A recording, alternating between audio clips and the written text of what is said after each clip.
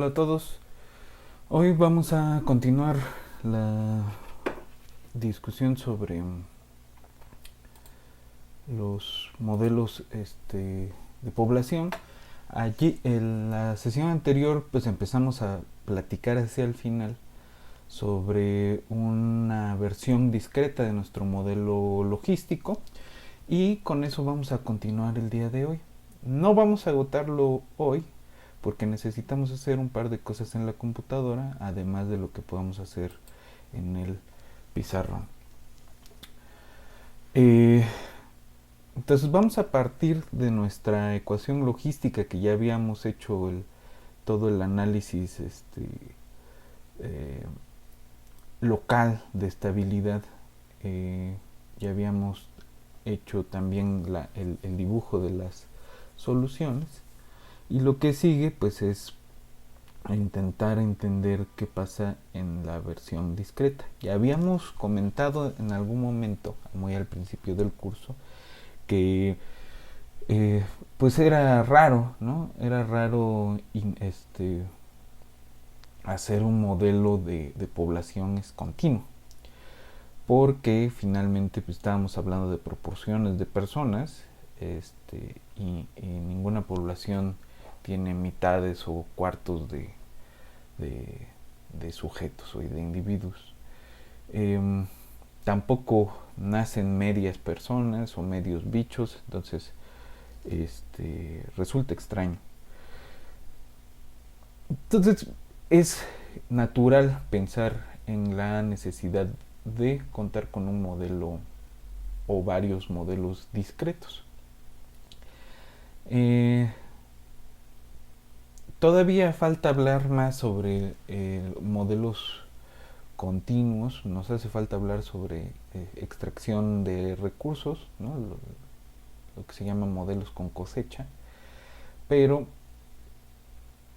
resulta más o menos natural hablar de esta versión discreta y va a ser interesante en términos de la discusión que traíamos sobre la aplicabilidad de la teoría de catástrofes. Bueno, entonces vámonos al pizarrón.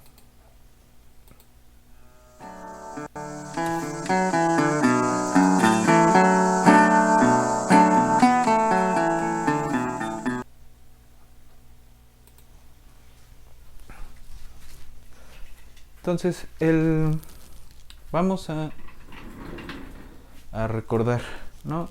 Habíamos escrito ya una versión discreta de nuestro modelo logístico.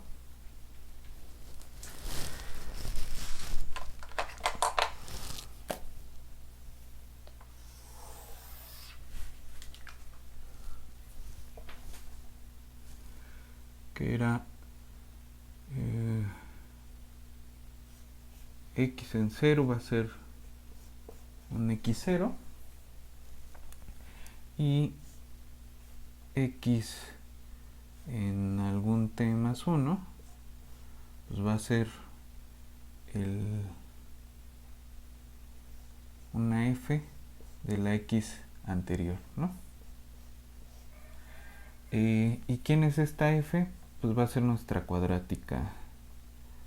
F de x es x por 1 menos x por alguna r. Y aquí pues, nuestra capacidad de carga va a estar normalizada, ¿no? Es decir, aquí también pues vamos a estar hablando no exactamente de individuos, sino de proporciones, ¿no?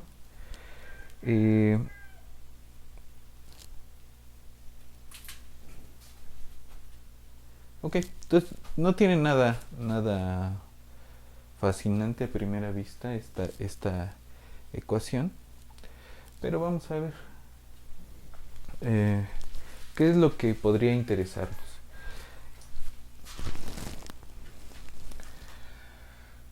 Fíjense que hay algunas soluciones que son puntos fijos.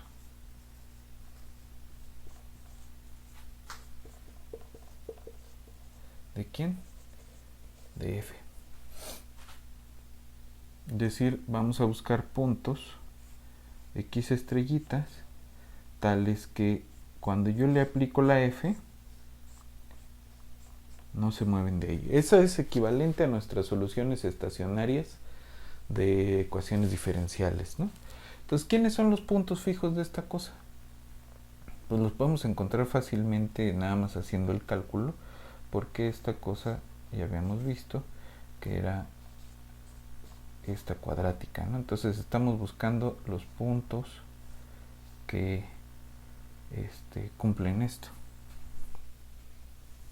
¿no? Los x tales que r por x menos rx cuadrada es igual a x, ¿no?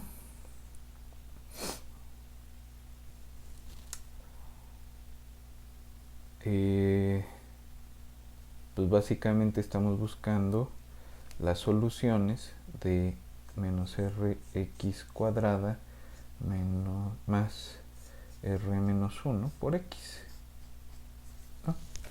Entonces no tiene ninguna maravilla, ¿no?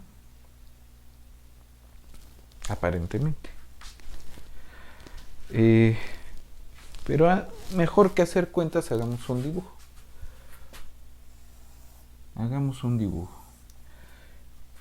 Ya nos habíamos fijado en cómo era la gráfica de esta función. Y la gráfica de esa función pues es una cuadrática que pasa por el 0 y que en este caso le va a pegar al 1, ¿no? Que es nuestra k de la vez pasada, ¿no? Estamos normalizando la k a 1. Entonces allí vamos a quedarnos. Entonces esto en un medio va a alcanzar su máximo y ya. ¿Qué es lo que estamos buscando aquí? Pues estamos buscando los puntos donde se cruzan hipotéticamente la curva identidad, ¿no? Esta de aquí es la y de x igual a x. Entonces estamos buscando dónde se cruzan esta de aquí con la curva negra, ¿no? Entonces puede que tengamos esos dos puntos, ¿no? Pero ¿de qué va a depender? Pues de la r. Fíjense que la solución de esta ecuación de segundo grado, pues va a venir dada en términos de r. Entonces esto de aquí es vamos a tener la x va a ser una de las dos de menos r menos 1 más raíz esto sobre menos 2r más r menos 1 cuadrado menos 4 por menos r por la c, que en este caso es 0, ¿no? Y r menos 1 menos la raíz de r menos 1 cuadrado sobre 2r. Una de esas dos.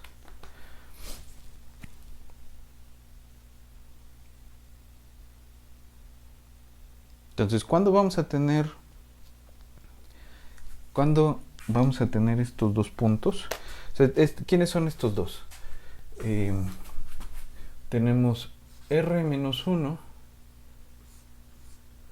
más r menos 1 sobre 2r. Esto es 2r menos 2 sobre 2r, ¿no? Que no es otra cosa que r menos 1 sobre r. Y esta otra de acá ¿quién es? Es R menos 1 menos R menos 1 sobre lo que sea, pues es 0, ¿no? Entonces, le pega en el 0 y le pega acá. Ahora, ¿cuál va a ser el problema? Pues, ¿qué pasa cuando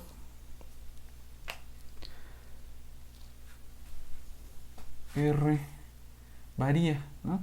Entonces, si R es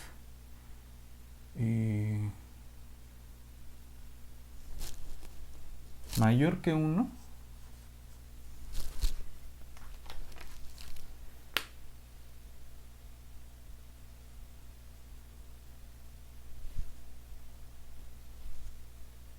¿qué va a pasar con esta de aquí?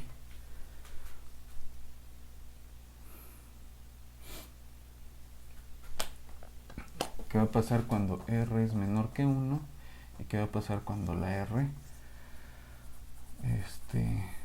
bueno, cuando la R sea igual a 1, esta cosa es 0 y la curva esta, vamos a dibujar, ¿no? La curva, cuando R es 1, esta curva pasa por el 0 y se va directamente al 1. Cuando R es mayor que 1, tenemos un punto acá, ¿no? Donde cruza esto. Pero cuando no, tenemos esta cosa de aquí, ¿no? Entonces R igual a 1, R mayor que 1, R mayor que 1 y R menor que 1. Entonces tenemos esas tres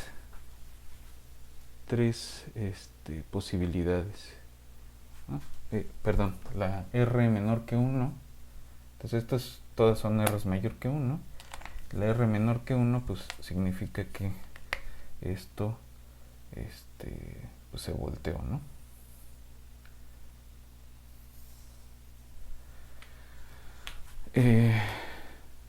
Entonces nada más nos van a importar los casos R igual a 1 y R mayor que 1, ¿no? Entonces, cuando R es 1, no tenemos puntos fijos distintos del 0.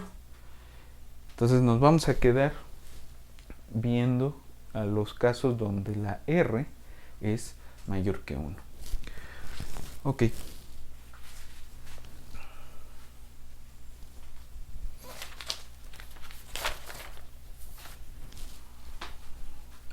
Entonces, vamos a fijarnos en R mayor que 1.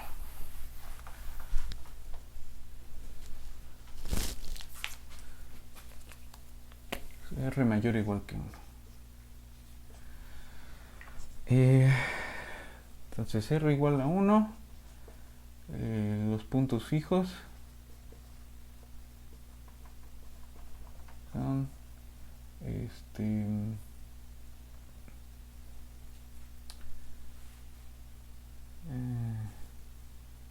0, ¿no? El 0 y el mismo. Y cuando R es mayor que 1, entonces los puntos fijos son 0 y R menos 1 sobre R. Ok. Entonces esa es nada más la tasa de nuevos individuos, ¿no? Ok. ¿Qué más? Ahora fíjense que hay unos puntos que van a ser periódicos, se les llama.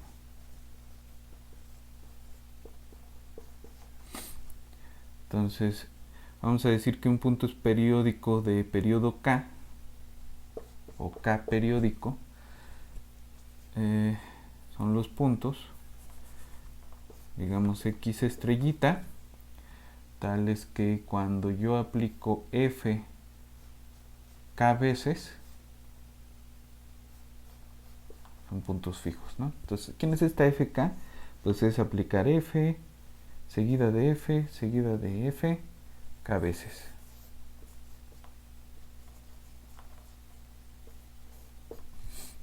¿No? Entonces FK. F0 va a ser la identidad y F1 pues es F, ¿no? Entonces cuando yo itero, ¿no? Esta es una iteración de la F, una F iteración.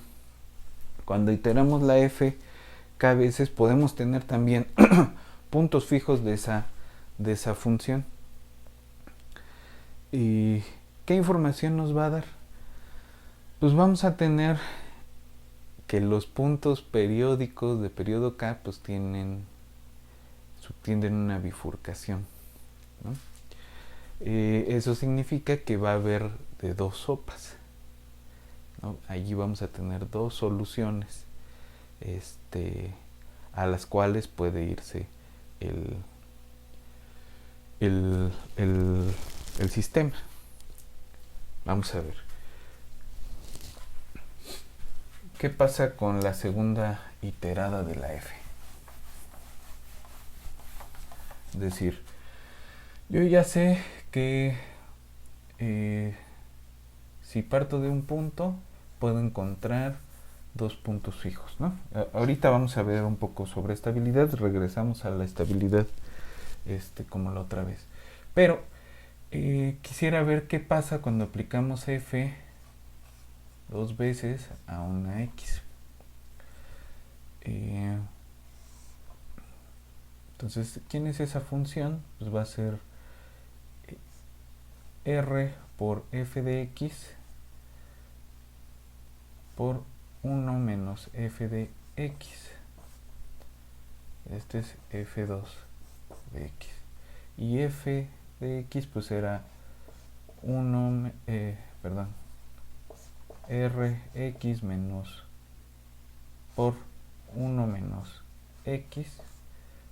Y esto por 1 menos Rx por 1 menos X, ¿no? Y esto es R cuadrada por X menos R cuadrada X cuadrada por 1 menos Rx menos Rx cuadrada.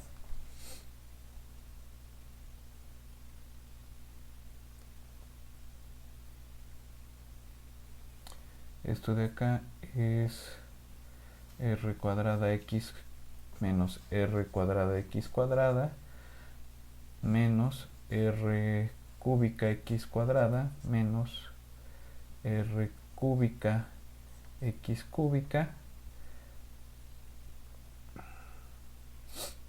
más R cuadrada X cuadrada, menos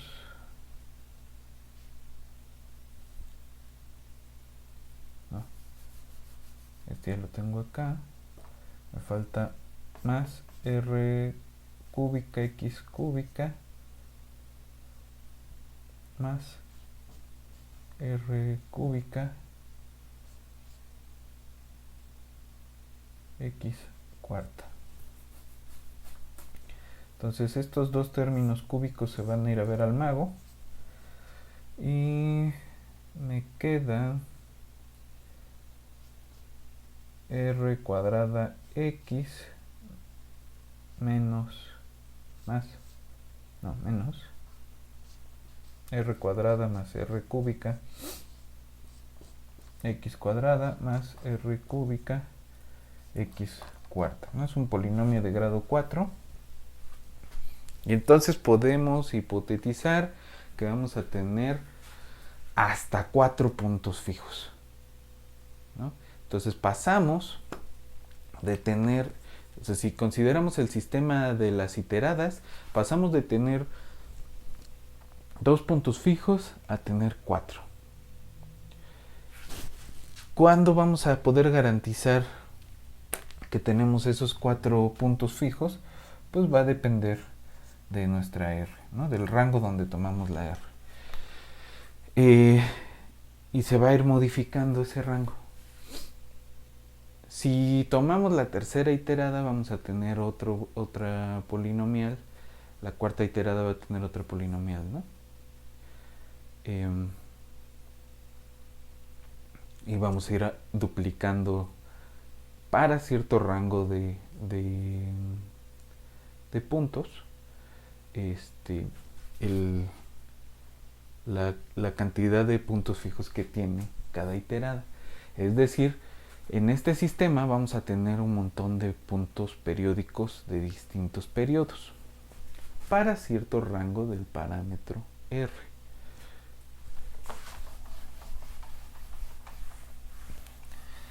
Ahora, tengo que mencionar aquí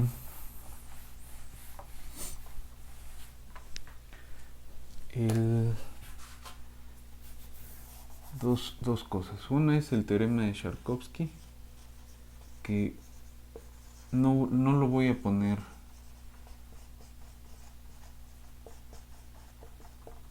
en su versión más completa, pero que lo que dice generalmente es que, genéricamente, perdón, es que si tienes puntos periódicos, tres periódicos,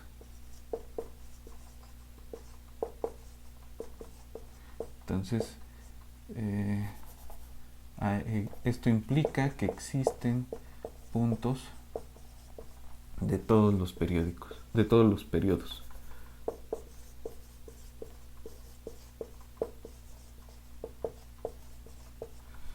Este es Sharkovsky y hay un artículo de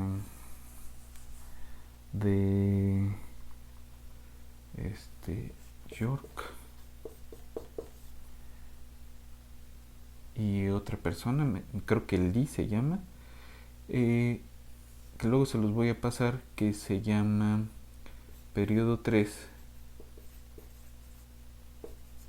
implica caos. ¿En qué sentido va a ser caos? Va a resultar que si nos fijamos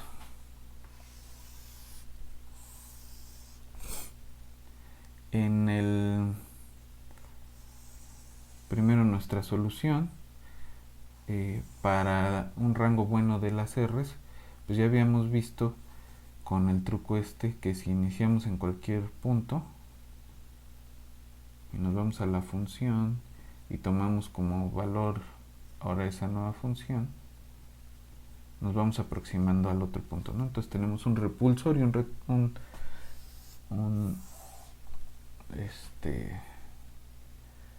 atractor, ¿no? Ahora si tuviéramos un polinomio de grado 4, pues hay que ir viendo cuáles son las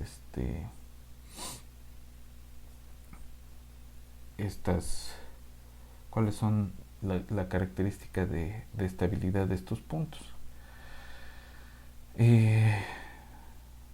Eso lo vamos a tratar de dibujar después. Va a resultar que si graficamos el número de aquí vamos a tener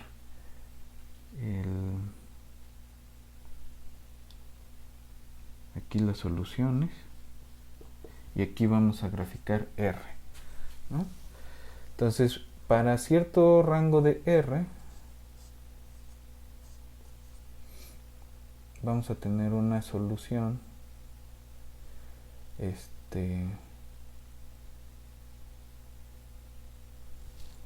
estable y una inestable, ¿no? Y nos vamos a quedar con la pura estable, la rama estable. Entonces esa estable le van a salir otras dos después del 3.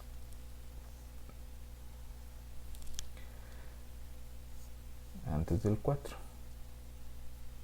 Y después, entre el 3 y el 4, empieza a darse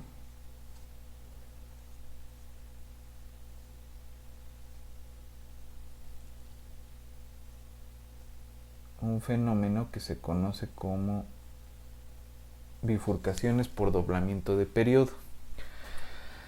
Lo que está ocurriendo acá es que en lugar de tener dos soluciones estables, una solución estable, vamos a empezar a tener dos y luego de esas dos vamos a tener otras dos un poco adelante del 3.5 y después empezamos a tener un montón y casi llegando al 4 tenemos tantas que ya no se van a poder distinguir. Este rango entre el 3.8 y el 4 se llama una ventanita de caos, ¿no? Esto de acá se llama el diagrama de bifurcaciones.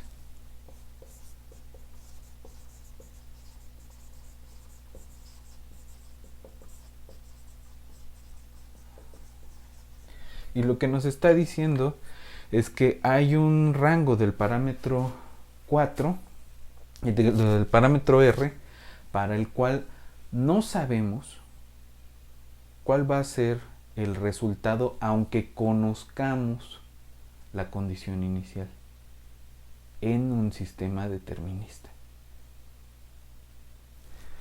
Fíjense que si nos fijamos únicamente en graficar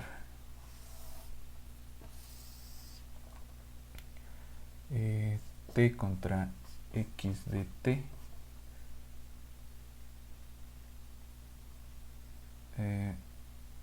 para ciertos rangos de la R menor que 3 y mayor que 1, tenemos mayor o igual que 1, mayor estricto que 1, esto se va a ver así, y luego de 3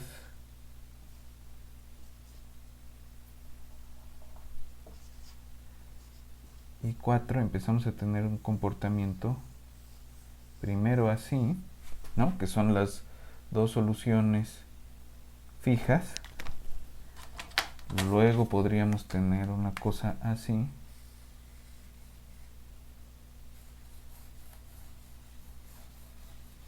Y en el caos dejamos de tener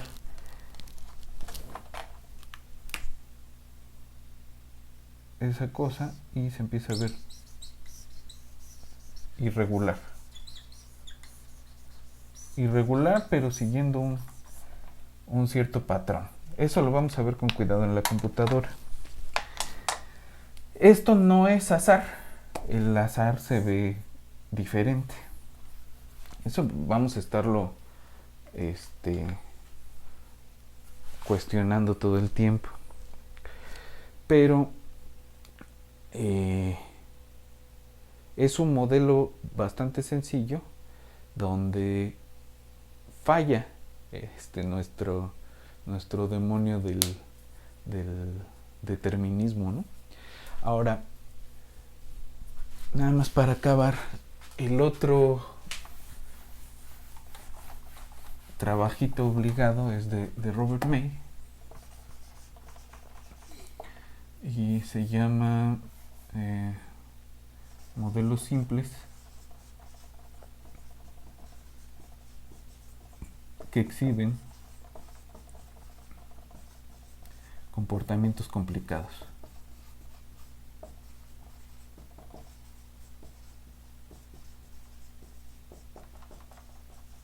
Entonces, May lo que hace es partir de esta idea de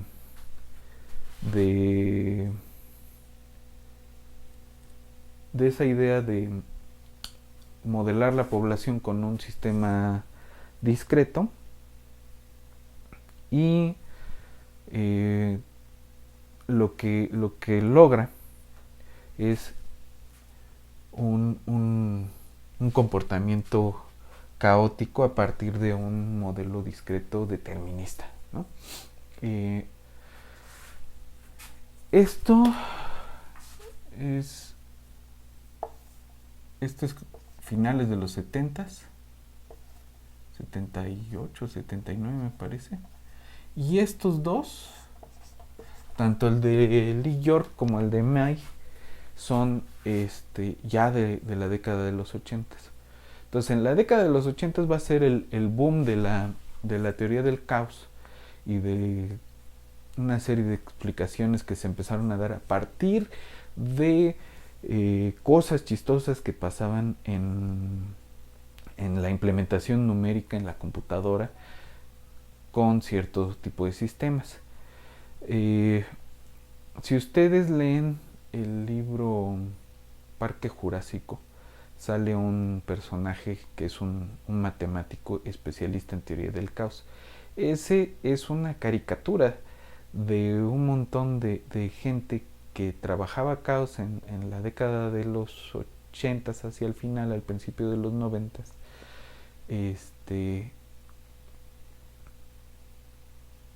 que eran muy poco entendidos y que desarrollaron un montón de ejemplos de teoría que nos permite tratar de explicar un montón de fenómenos que parecían azar, pero que no son azar. Que nos permite seguir teniendo nuestros sistemas deterministas, pero confiar en que no podemos predecir absolutamente nada. Entonces, pues es una herramienta bastante importante. ¿Qué podemos decir de un sistema caótico? ¿Qué información podemos obtener a partir de saber que un sistema es caótico? Y pues con un modelito tan sencillo como este, que en su versión continua pues no tiene ningún problema, exhibe caos en la versión discreta, ¿no? Hay que hablar un poco más sobre detalles técnicos, ¿no? ¿Qué queremos decir formalmente con caos? Y hay que meternos a la computadora, hacer el experimento de iterar una y otra vez esta cosa. Luego habrá que hacer una explicación a la Feigenbaum de qué es lo que está pasando con la dinámica general, ¿no? Pero eso lo dejamos para una siguiente sesión y nos vemos en la que sigue.